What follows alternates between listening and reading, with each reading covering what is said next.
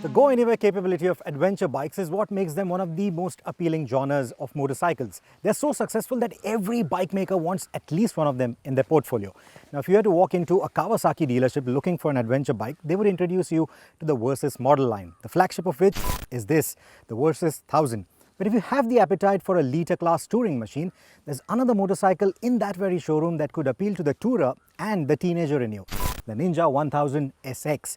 Now, both these motorcycles are tied together by the common thread of their 4-cylinder engine, but they're also so closely priced that they're bound to leave you confused on which one to go for. And that is the very idea of this story. The designs are the first distinguishing factor between the two motorcycles.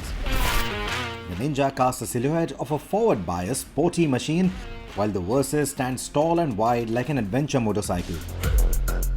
It is so big in fact that it even makes a set of sport bike sized tires look skinny, and that gives it a very unique stance, one that might repel riders who are wary of top heavy motorcycles or attract those who enjoy a large size on their touring machines. Over its 3 generations, the Versys has shed its bulbous design for a sharper styling, and the current one is the sharpest looking ADV out there even without wearing a beak. That is thanks to a sports bike inspired nose section, the massive bits of fairings and shrouds behind it, and the rounded off tank with the pronounced knee recesses. But speaking of sports bike inspiration, the Ninja 1000 SX certainly looks the part with a sculpted fairing, the step seats, clip-on bars, an exposed perimeter frame, and a sharp tail section. If you are transitioning from a super sport body style to something a bit more practical for sport touring, the Ninja 1000 would be a good bet.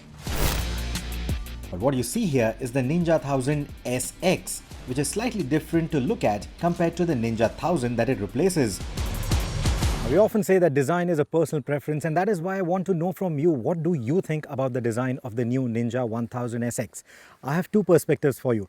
You see the dual setup that we had on the previous Ninja 1000.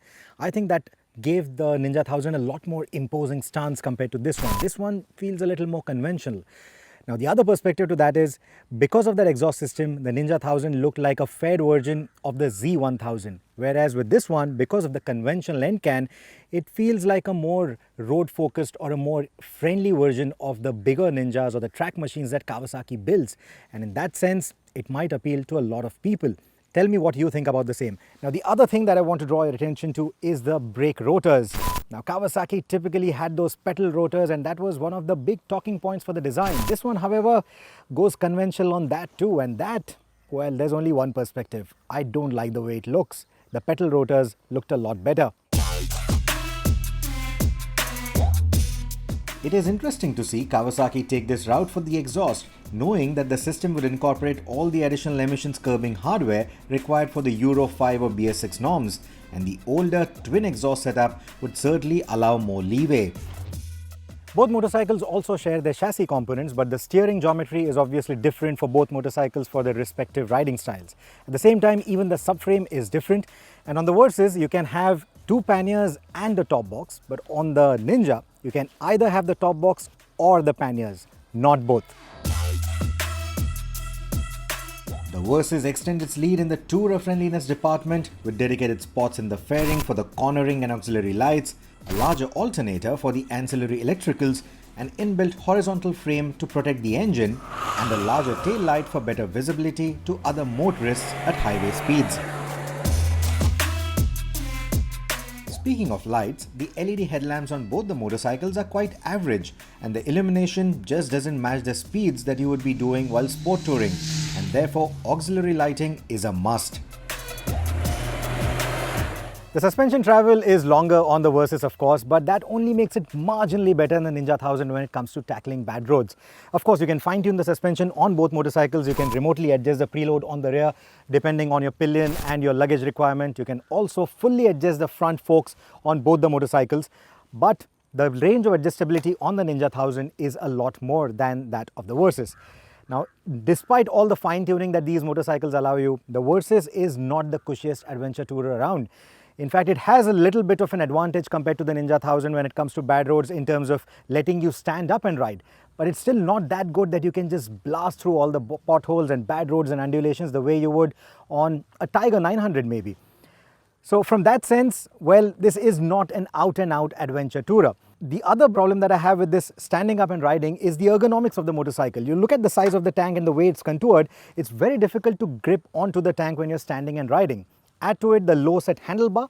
Now this handlebar, you can add risers of course, but this is already sitting at a way higher position than what you would ideally like. So I'm not really sure how much the risers are really going to help. If you look at the steering head, it is set quite low. And because of this geometry, the bike often gives you the feeling when you're standing up and riding that it's going to throw you over the bars. And that is not very comforting. Furthermore, riders with adventure boots greater than size 11 could also find their right toe hitting the clutch casing often. The chassis of the Ninja 1000 SX feels more purpose-built in comparison. Compared to the older 1000, the SX runs a steeper steering angle and a 4mm shorter rake, which translates to improved handling characteristics with sharper and quicker turn-ins. The rider, seat and peg geometry is actually quite relaxed than what its sporty demeanor would suggest, and that explains its popularity as a sport tourer. The saddle comfort is better of course on the Versys 1000, more so for the pillion, but it's the lower ride height of the Ninja 1000 that makes it friendlier for shorter riders.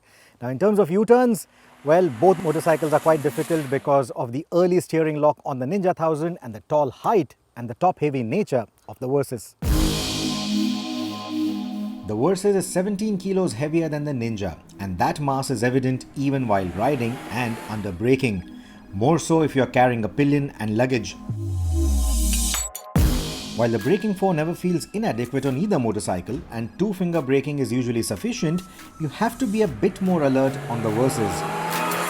The Ninja feels significantly light-footed in comparison and sharper in all respects. The previous Ninja 1000 was known to be lazy through corners, but the revised steering geometry on the SX has made a world of a difference to its cornering capabilities. The motorcycle ships with Bridgestone Battleaxe Hypersport S22 tires, which were primarily designed for hyperbikes, putting out close to 200 PS. And on a motorcycle like this one, they do an exceptionally good job of arcing a clean line through the corner, even with a pillion on board. The way the seating geometry is laid out, the rider doesn't feel burdened while riding two up either. The only downside I found to the Ninja's riding posture is that at higher lean angles, the handlebar feels a bit too close to the tank, and that doesn't allow as much room as you would expect of a sporty machine like this. But the flip side to that is a very comfortable riding posture for the open highways, and when the need be, you can also sit fairly upright to give the back some rest. But if you don't find the Ninja roomy enough, then it's the Versys that should do the trick for you. Its longer suspension travel and tall height do make it a tad bit wallowy through the corners though. It is shot with the Bridgestone Battleaxe T31 Sport Touring tires, which aren't as super sticky as the Ninjas but have a noticeably better wet weather performance. In fact, the electronics have a big role to play in how stable the two motorcycles feel. Both come with an IMU, which enables tricks and safety systems like cornering ABS and multi-level traction control. What further highlights the sporty intent of the Ninja 1000 is the inclusion of a bi-directional or an up and down quick shifter. Now it's a little bit clunky if you were to go with those clutchless downshifts at lower revs, but at higher revs it's just as smooth and as efficient as Kawasaki's track machines. The light assisted clutch is easy to work with on both the motorcycles, but the quick shifter makes the ride a bit more fun than the Versys. The Ninja also gets rider modes like rain, road and sport, which not only alter the throttle maps but also reduce the electronic intervention as you go up the order. The Ninja adds a further layer of goodness for nerds by incorporating a TFT screen that has cool readouts for the intensity of throttle and brake inputs, lateral Gs on the rider's seat during acceleration and braking, and a lean angle readout that stores the best scores. Of course, when you're riding, you're not going to be gazing at this colorful console to see how many Gs of pressure are you going through or how much throttle or brake force are you applying. But then all these little gimmicks like this lean angle sensor, it even records your best lean angle. It gives you a sense of a childish excitement. The Versys doesn't get these. It gets such gadgets and advanced electronics only on the SE model, which isn't available in India yet. I also really like the cruise control system on both these motorcycles. It is new for the Ninja 1000, of course, and it's very easy to activate it using these ergonomically placed switches on the switchgear on the handlebar itself. But to turn it off, like any other cruise control system, you can just dab the brake or change the gear. But here, interestingly, you can even shut the throttle an extra degree, and that will also turn off the cruise control system in a much smoother manner. Speaking of smooth, let's talk about the smoothest bit of these motorcycles, the engine.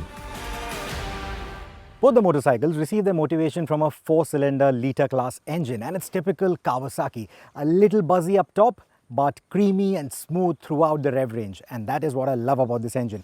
Now in the Ninja, it puts out a little more power and torque compared to that of the Versys, and you won't really have to ride these motorcycles hard to understand that difference. The Ninja any day feels a lot more enthusiastic and sprightly compared to the Versys. Now in the Versys, it puts out about 120 PS of power, whereas in the Ninja, it puts out 142 PS. 142 PS from a liter class engine, well, that's not exactly liter class territory in 2020, is it? But then again, it has 21st century electronics, and that makes all the difference. The fine-tuned electronics make sure that all the power can be harnessed in a fun way. Both bikes hit the turn from standstill around the 4 seconds mark, with the Ninja being the quicker one as expected.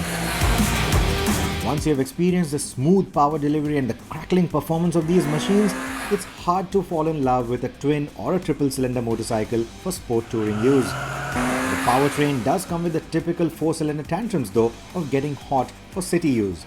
The Ninja is more discomforting on that front since all the heat rises up from the handlebars and into your helmet, while the Versys dissipates it around your feet. But on the highway, the venting works well on both the motorcycles and keeps all the heat away from the passengers. On a related note, I found the Ninja to flow a lot more air into the helmet, and taller riders might need to upgrade to a double bubble screen to avoid buffeting at highway speeds. The Versys, on the other hand, has better overall weather protection with its adjustable screen, and it works well on both helmet types, cross tourers as well as sport, while the Ninja prefers the latter. If exploring new lands, riding on B roads, going off the beaten path, that is your idea of touring or motorcycle touring, you're better off with adventure tourers. That will complement that intent a lot better than these two motorcycles. But if your idea of touring is taking those very well done up highway corridors like Delhi, Rajasthan, or Mumbai, Gujarat, Bangalore, Chennai, etc., or if you're very sure about the quality of the roads that you're going to be riding on, or you simply fancy the idea of commuting or touring on liter class machines, then either one of these could make a lot of sense for you. Now the Versys is certainly the easier motorcycle to live with because of its relaxed ergonomics and better touring ethos. But if you are okay with a slightly more committed riding position, and if a set of panniers and a 12-volt charger are all the touring accessories that you really need, in that case is the Ninja 1000 that I want you to sign up for, because it's not only cheaper, it comes with a lot more tech and will also make you smile for much longer on all those miles that you're going to be putting on this motorcycle. And therefore, in my books, this is the winning package.